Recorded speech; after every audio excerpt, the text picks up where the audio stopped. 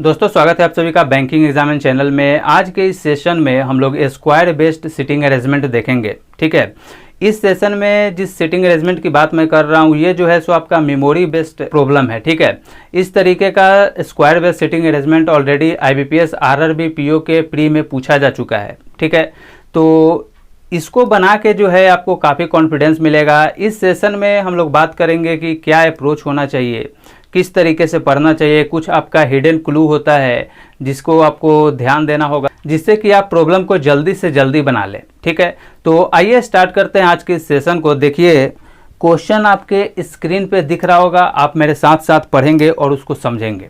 ठीक है, क्वेश्चन में आपको दिया हुआ है कि 8 persons are sitting around a square table. ठीक है, 4 persons are sitting at the middle of the side of the square and all are facing towards inside. ठीक है, आगे आपको इसी में दिया हुआ है कि remaining 4 are sitting at corners and they face outside. ठीक है, तो पहले इस इंस्ट्रक्शन को समझ लीजिए कि इसमें आपसे क्या बोला जा रहा है। तो कह रहा है कि कोई एक स्क्वायर टेबल है जिसके चारों तरफ जो है 8 लोग बैठे हुए हैं और उनके बैठने का तरीका दिया हुआ है कि 4 लोग जो हैं स्क्वायर टेबल का जो साइड है उसके मिडिल में 4 लोग बैठ रहे हैं और सभी का जो डायरेक्शन है देखने का वो जो है सो आपका इनसाइड है। ठीक है, और रिमेनिंग यानी बाकी के जो 4 लोग हैं वो जो है सो स्क्वायर टेबल के कॉर्नर पे बैठे हुए हैं और सभी का जो देखने का जो फेस कर रहे हैं जिस डायरेक्शन में वो जो है सो आउटसाइड दिया हुआ है। तो इतना इंस्ट्रक्शन आपको दिया हुआ था। हर एक क्वेश्चन में सेम इंस्ट्रक्शन मिलेगा स्क्वायर वाले सिटिंग अरेंजमेंट में, इसलिए इस पे आपको ज़्यादा टाइम नहीं लगेगा। थोड़ा सा प्रॉब्लम बनाइएगा तो आपके माइंड में सेटअप हो जाएगा, आप पढ़िएगा आपको समझ में आ जाएगा। ठीक है, अब इसके बाद से जो इन्फॉर्मेशन स्टार्ट हो रहा है वहाँ पे आपको काफ़ी फोकस करना है क्योंकि मेन आपका यहीं से स्टार्ट होता है। ठीक है, एक भी पॉइंट अगर छूट गया, जरा सा भी एक कॉमा को आप सही से नहीं पढ़ेंगे तो उससे भी जो है आपका सिटिंग अरेंजमेंट पजल वगैरह जो है आपका गड़बड़ हो सकता है और आपका पूरा मेहनत बेकार हो सकता है। ठीक है, इसलिए काफ़ी फोकस के साथ पढ़िएगा। और देखिए यहाँ पे आपको यहाँ से लिख रहा है इंस्ट्रक्शन में कि 2 persons are sitting between A and F। ठीक है, तो अब आइए बोर्ड पे सबसे पहले हम लोग डायग्राम बना लेते हैं, उसके बाद जो है हम लोग क्लू को लिखते चलेंगे। ठीक है, तो देखिए आपको एक स्क्वायर टेबल दिया हुआ है इस तरीके से। ये जो है आपका स्क्वायर टेबल है। आपको कह रहा है कि 4 लोग जो है सो मिडिल में बैठेंगे, तो इस साइड का मिडिल यहाँ हो गया।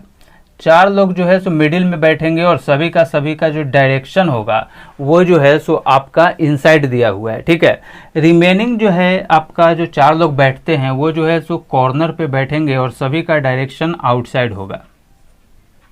ठीक है, तो इतना इन्फॉर्मेशन आपको इस तरीके से दिया हुआ था। अब आइए आगे हम लोग पढ़ते हैं इसमें आपको क्या क्या क्लू दिया हुआ है। तो दिया हुआ है 2 persons are sitting between A and F। ठीक है, यानी A और F के बीच में जो है सो 2 लोग बैठे हुए हैं। तो इसको हम लोग यहाँ लिख लेते हैं कि A और F के बीच में जो है आपका 2 लोग बैठे हुए हैं। ठीक है, आगे आपको इन्फॉर्मेशन में दिया हुआ है कि C who is an immediate neighbour of A। ठीक है, इमीडिएट नेबर का कहने का मतलब क्या है कि दोनों का दोनों जो है सो एक ही साथ बैठेंगे। जहाँ भी बैठेगा एक साथ बैठेगा, लेफ्ट बैठेगा या राइट बैठेगा ये अभी आप कंफर्म नहीं है, बट इतना कंफर्म है कि दोनों का दोनों जो है एक ही साथ आएगा। इमीडिएट नेबर कहने का यही मतलब है, मैंने बारी बारी अपने सेशन में बताया है। तो इस तरीके से हम लोग डिनोट करेंगे कि A और C जो है इसको सर्किल कर दीजिए कि जब भी आएगा तो साथ में आएगा। ठीक है, लेफ्ट आएगा राइट आएगा ये अभी आप कंफर्म नहीं है। ठीक है, इसके बाद आपको यहाँ कॉमा दिया हुआ है। यहाँ पे इस कॉमे का भी बहुत बड़ा इंपॉर्टेंट रोल है। ये जो कॉमा दिया हुआ है इसके बाद लिख रहा है सिट्स अपोजिट टू D।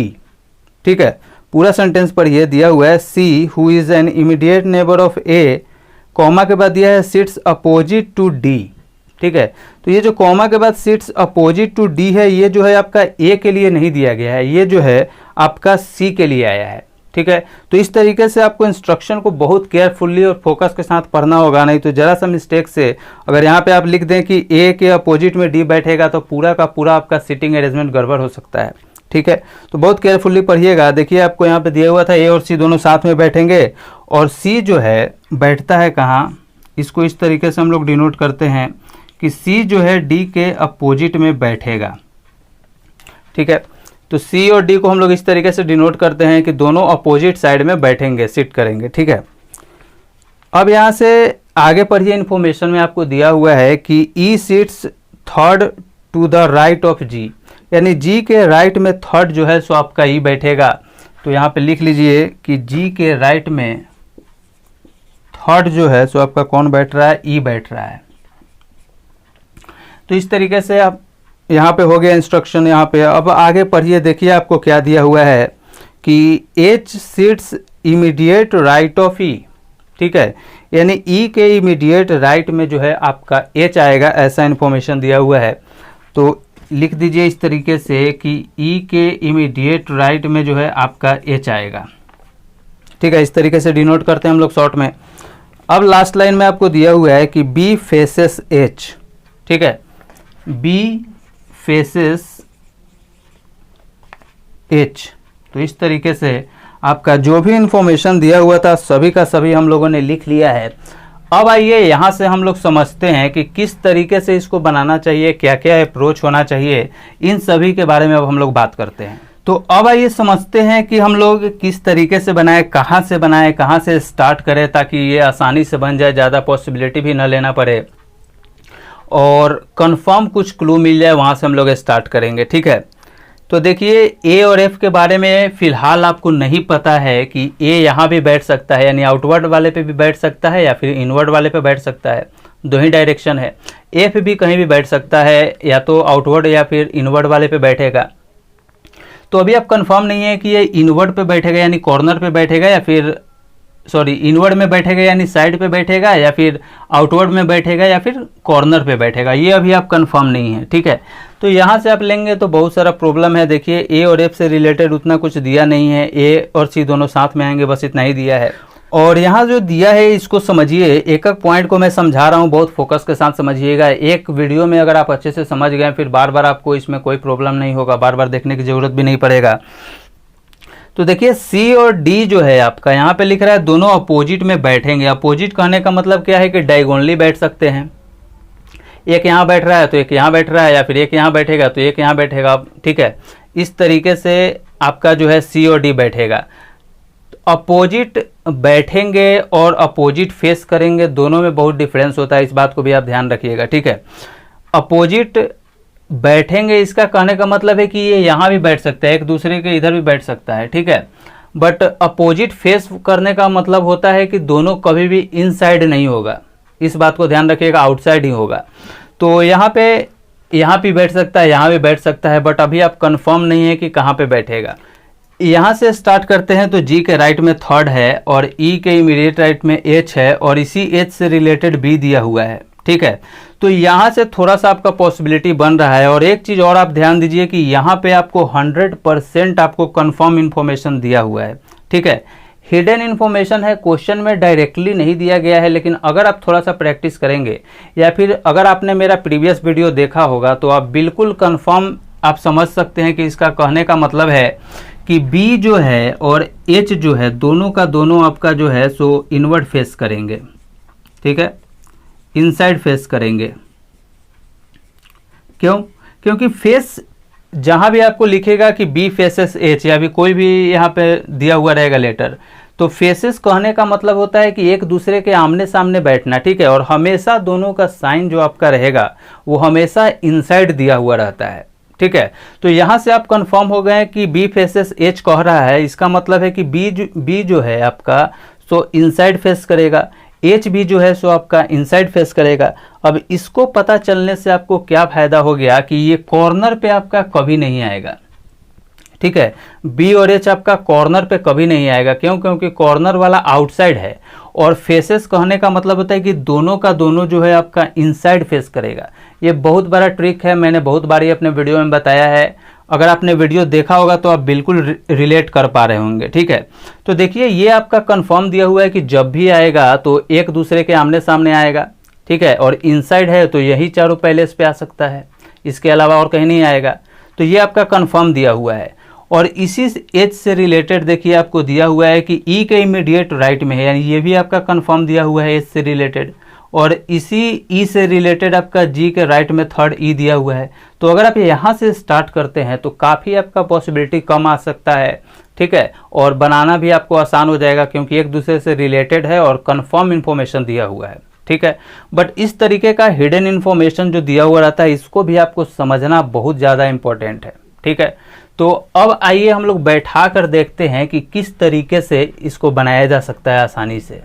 तो अब ध्यान दीजिए कि फेसेस कहने का मतलब होता है कि दोनों इनसाइड बैठेगा, तो बी और एच इनसाइड बैठेगा तो फेस भी कर रहा है, यानी जब भी बैठेगा तो या तो यहाँ पे बैठ सकता है दोनों या फिर यहाँ पे बैठ सकता है। आप कहीं भी बैठाइए कोई प्रॉब्लम नहीं है क्योंकि अभी तक कोई बैठा नहीं है, इसलिए आप यहाँ भी बैठा सकते हैं और इस लाइन पे भी बैठा सकते हैं आमने सामने, ठीक है। तो मान लीजिए कि बी आपका यहाँ है, ठीक है, बी आपका यहाँ है और एच आपका यहाँ हो जाएगा, एक दूसरे को फेस कर रहा है तो इनसाइड होगा दोनों का दोनों। तो इस तरीके से इस क्लू का आपका काम हो गया। और देखिए बी जो है एच को फेस कर रहा है।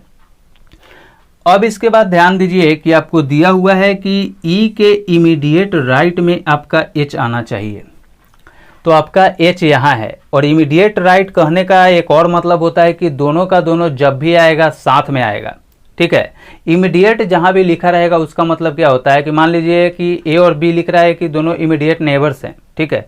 तो इमीडिएट जहां भी रहेगा आप समझिए कि जब भी आएगा तो दोनों साथ में आएगा।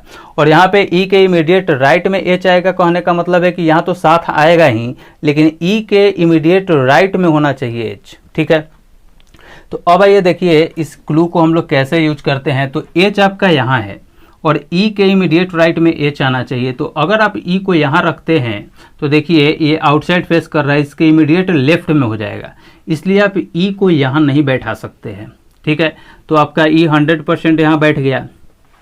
अब देखिए ये आउटसाइड भी फेस कर रहा है, इसके राइट में इमीडिएट राइट में आपका एच भी है और दोनों एक साथ हो गए, ठीक है। तो इमीडिएट राइट कहने का ये मतलब होता है, ठीक है। इस क्लू का भी हमारा काम हो गया। अब आपको कह रहा है कि जी के राइट में थर्ड जो है सो आपका ई आना चाहिए, ठीक है। तो यहाँ से ध्यान दीजिए। तो अब देखिए जी के राइट में थर्ड हमको ई बैठाना है, तो कैसे बैठेगा। तो देखिए दो डायरेक्शन से जो है इसका हो सकता है। एक तो देखिए इधर से 1 2 3 छोड़ के अगर जी यहाँ होता तो हम लोग सोच भी सकते थे, ठीक है, कि एक पॉसिबिलिटी होता। वैसे भी यहाँ पे बी ऑलरेडी बैठा हुआ है, अगर बी यहाँ नहीं भी बैठता फिर भी आप यहाँ पे जी को नहीं रख पाते क्योंकि ये जो है आपका इनसाइड फेस कर रहा है। अगर यहाँ पे अगर आप रखते हैं जी को तो इसके लेफ्ट में थर्ड हो जाता, यानी किसी भी हाल में जी को आप यहाँ पे नहीं बैठा पाइएगा, ठीक है। तो अब आइए हम लोग समझते हैं कि इस डायरेक्शन में अगर देखते हैं तो जी कहाँ बैठेगा। तो 1 2 3 छोड़ के आपका जी यहाँ होना चाहिए, ठीक है। अब यहाँ जी को देखिए तो जी जो है आपका इनसाइड फेस कर रहा है, ठीक है, और इसके राइट में थर्ड ही होना चाहिए। तो हम लोग देखते हैं 1 2 3, तो जी के राइट में जो है आपका थर्ड हो गया, ठीक है। तो इस तरीके से जी यहाँ बैठ जाएगा। अब आइए नेक्स्ट क्लू हम लोग देखते हैं। तो अब यहाँ से ध्यान दीजिए कि आपको दिया हुआ है ए और एफ के बीच में दो लोग हैं, लेकिन ए और एफ कहाँ बैठेगा फिलहाल आप कंफर्म नहीं है, ठीक है। और यहाँ ध्यान दीजिए कि कह रहा था आपको कि सी जो है डी के अपोजिट में बैठता है, ठीक है। अपोजिट कहने का मतलब है कि दोनों जो है डायगोनली बैठ सकता है या फिर एक दूसरे के आमने सामने बैठ सकता है, ठीक है। तो यहाँ से आप ध्यान दीजिए तो आप देख पा रहे होंगे कि यहाँ पे ऑलरेडी ई आ चुका है, यानी यहाँ पे आपका सी और डी नहीं आ सकता है, ठीक है। और यहाँ पे पूरा का पूरा खाली है, यहाँ पे एक पॉसिबिलिटी है, बाकी कहीं नहीं है। सभी में देखिए ये दोनों आमने सामने बैठ चुका है, यहाँ पे एक बैठ चुका है, ठीक है। और दोनों अपोजिट डायरेक्शन में बैठ रहा है, यानी दोनों पैलेस पे जो है आपका पोजीशन खाली होना चाहिए तभी ये बैठ पाएगा, ठीक है। तो आपके पास सिर्फ और सिर्फ एक ही ये डायगोनली दिख रहा है जिसमें दोनों पैलेस वैकेंट है, खाली है।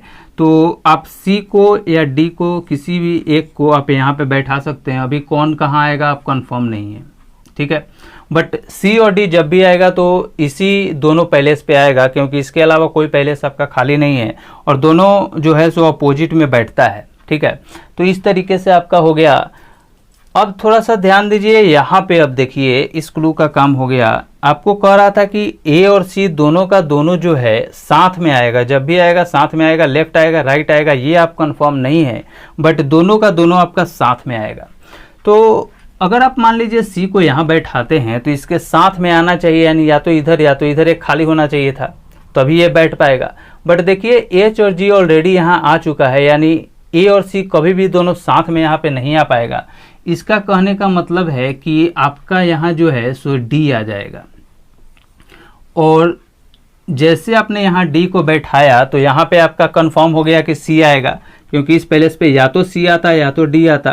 तो जैसे आपने यहाँ पे सी को बैठा दिया तो अब देखिए सी और ए दोनों साथ में आने चाहिए थे, तो सी यहाँ है, इसके बगल में आप नहीं बैठा सकते हैं क्योंकि बी ऑलरेडी आ गया है। ठीक है, तो आपके पास एक ही पैलेस यहाँ बचता है, तो ए जो है आपका 100% यहाँ आ जाएगा। ठीक है, तो इस केस का भी हमारा काम हो गया। अब देखिए लास्ट हमारा बच रहा था ए और एफ के बीच में दो लोगों का गैपिंग आना चाहिए। ठीक है, तो या तो राइट साइड से देखेंगे या फिर लेफ्ट साइड से देखेंगे। ठीक है, तो पहले लेफ्ट से देखिए, 1 2 छोड़ के एफ को बैठाने के लिए आपके पास जगह नहीं है, क्योंकि ऑलरेडी आपका डी यहाँ आ गया है।